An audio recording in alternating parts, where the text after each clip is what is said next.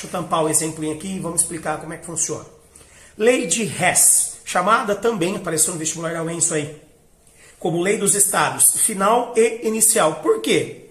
Lei dos estados final e inicial. Porque o que importa para nós é o reagente que iniciou e o produto que finalizou. E daí? E daí que não importa quais foram os intermediários formados. Vamos voltar lá com o pessoal da física? Pessoal da física, ajuda a gente aqui um pouco.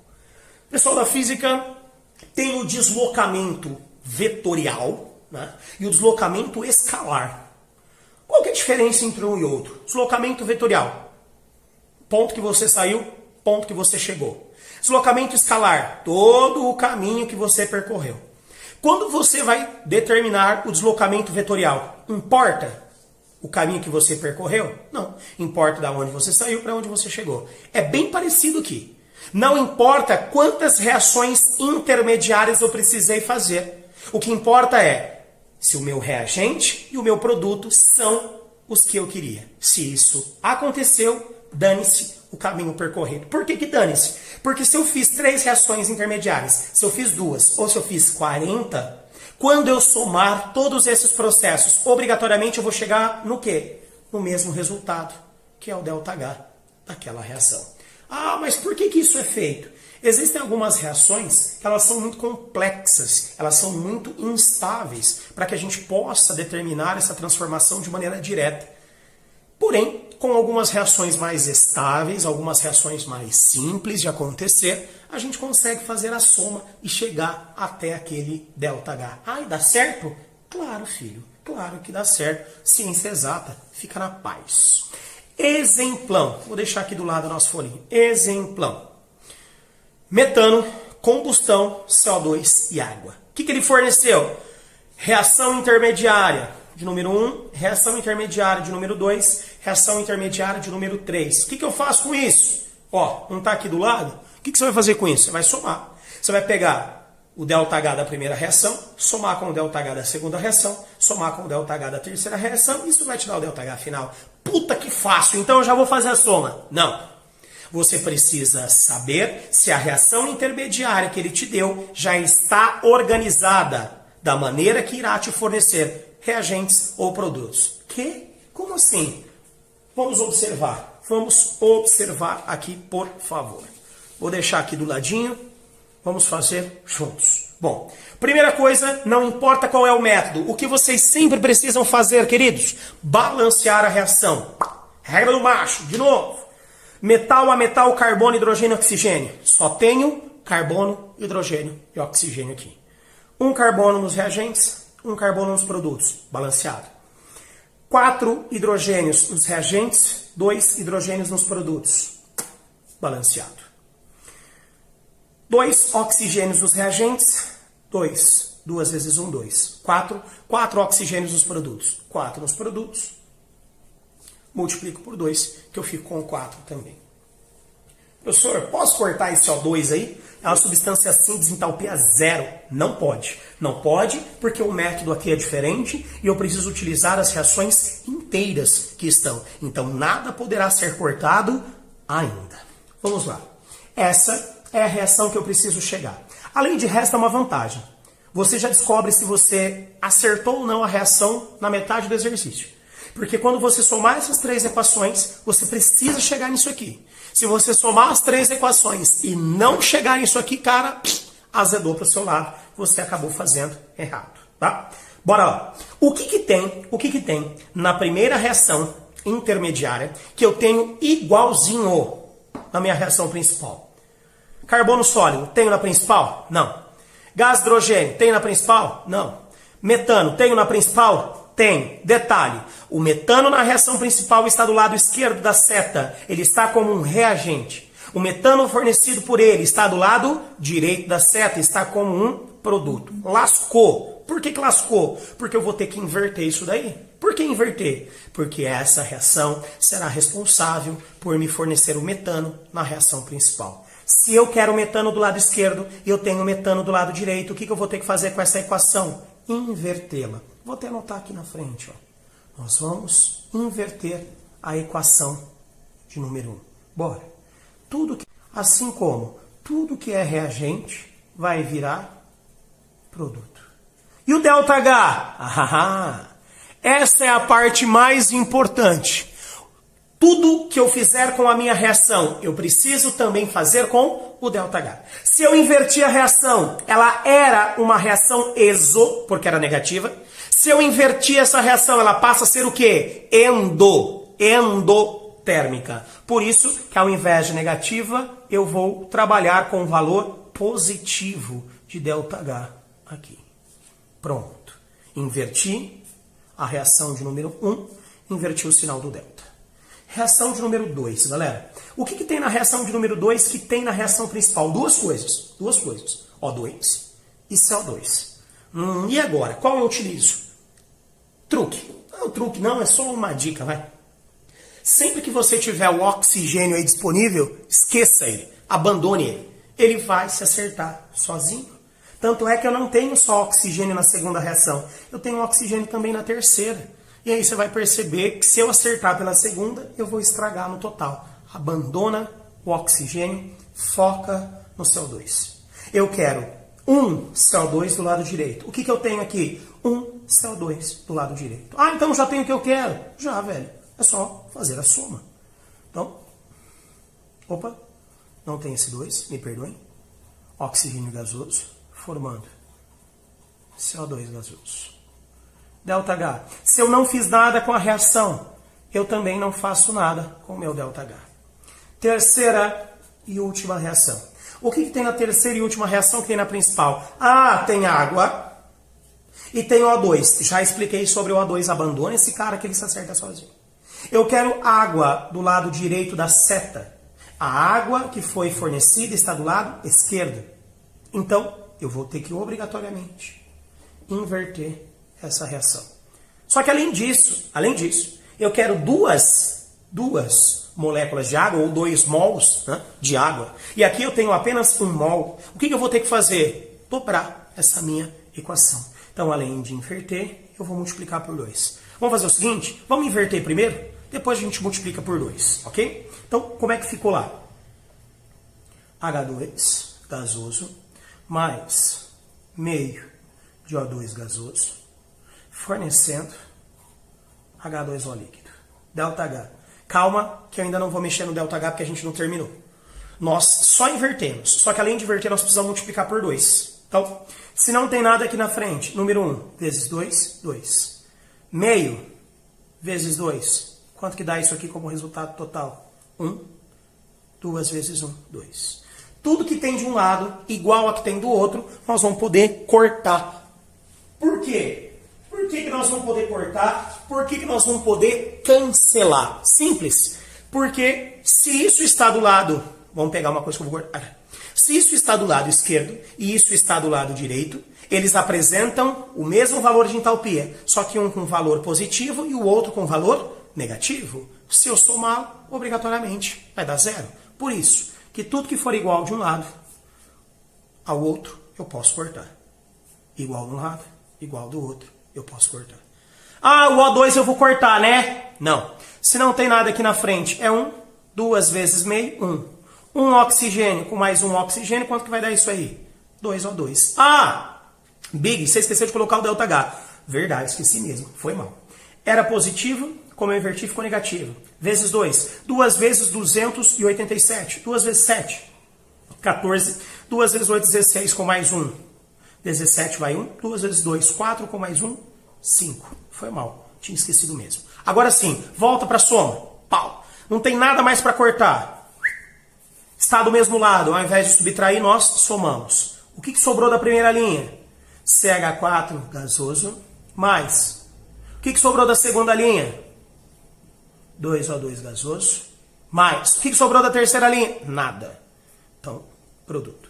O que sobrou da segunda linha, da primeira linha? Nada. O que sobrou da segunda linha? CO2. O que sobrou da terceira linha? 2H2O. Essa é a nossa reação principal? É. Então, até aqui está tudo certo. ΔH. Qual é o ΔH? Eu tenho que somar isso com isso com isso. Galera, Esses dois são negativos. Opa, foi mal dar uma batidinha, hein? Esses dois são negativos. Eu vou somar esses dois e depois subtraio daquele. Vamos lá. 4 com 4, 8. Ó, a canetinha estourou. 9 com mais 7, 16 vai 1. 3 com 5, 8 com mais 1, 9. Menos 75. 8 para 5, 3. 16 para 7, 9. 8. Então, menos 893 quilojoules. Esse é o ΔH da nossa reação, calculado pela lei de Hess. Tranquilo? Beleza? É um pouco mais trabalhoso? É. Tem a vantagem de saber se está tudo certo ou errado? Sim, porque se a gente não tivesse chego na mesma reação principal, nós teríamos feito errado. E aí nós teríamos que apagar e fazer tudo de novo. Então, além de Hess, a lei de Hess tem a sua vantagem. Ela já nos mostra se tem algo certo ou errado no nosso processo. Professor, sempre são 3 reações? Não, tá? Não. Se for fácil, 2. Se for mais complexa, 4, 5 e assim por diante. Só que 90% das reações, sempre ele vai te fornecer 3 intermediárias. Por isso que eu coloquei um exemplo com 3 intermediárias. Chegamos à última parte, ao item final que nós temos aqui na nossa aula sobre termoquímica, que é o cálculo do ΔH através da entalpia de ligação. Porra, como que eu vou fazer para calcular através da entalpia de ligação? Galera, funciona assim. Toda ligação dos reagentes será uma ligação rompida. Toda ligação dos produtos será uma ligação formada. Ligação do reagente rompida, ligação do produto formada. Como que eu calculo delta? Delta vai ser igual a somatório das ligações rompidas mais o somatório das ligações formadas. Cuidado que eu preciso que vocês tenham. Sempre que você for romper uma ligação, esse processo é um processo endo. O que significa dizer? Que isso vai ter um valor positivo. Sempre que você formar uma ligação, como esses elementos ficam mais estáveis, eles liberam energia. Então, quando você forma uma ligação, esse processo é um processo exo. Se é um processo exo, obrigatoriamente vai ter uma energia negativa. Qual é o cuidado que vocês têm que tomar? Que nas informações dadas pelo exercício, nunca vai aparecer o negativo. Ele sempre vai dar a energia como se ela estivesse sendo rompida. Então, todos os valores serão positivos. Você, meu querido, vai ter que lembrar que se ela foi formada, o processo é exo, e aí você vai ter que colocar o negativo na frente, tá? É o método mais difícil? Eu acho sim. Porque aqui envolve alguns conhecimentos que aquele aluno que não tem química como específico, tá? Ah, eu vou fazer um curso de humanas, eu não preciso de química, caguei para química, não vou estudar muito, só vou estudar o básico. Aqui o básico às vezes não dá conta, tá? Esse exemplo que eu coloquei é um pouco mais simples, por quê? Eu já vi exemplos como esse aparecerem nos vestibulares, e aí, velho, ele não vai fornecer um tipo de ligação só. Ele vai fornecer 2, 3, 4 tipos de ligações entre alguns elementos para tentar confundir a sua mente. Então a gente tem que ficar atento. Big, do que você está falando? Estou falando disso aqui, velho. Ó, ele deu uma reação para mim. Essa reação ela já está balanceada e ele quer calcular o ΔH. Para fazer isso, ele deu a entalpia da ligação de cada um. Se o exercício for fé da puta, ele não vai dar só N tripla N. Além do N tripla N, ele vai dar N dupla N e ele vai dar N simples N. Por quê? Porque aí você não sabe. Ah, eu não sei qual é o tipo de ligação que existe no N2. Se eu não sei qual é o tipo de ligação que existe no N2, eu não sei se eu utilizo tripla, dupla ou simples. Pronto, lascou tua vida. Porra, verdade. Como é que eu vou fazer para lembrar disso?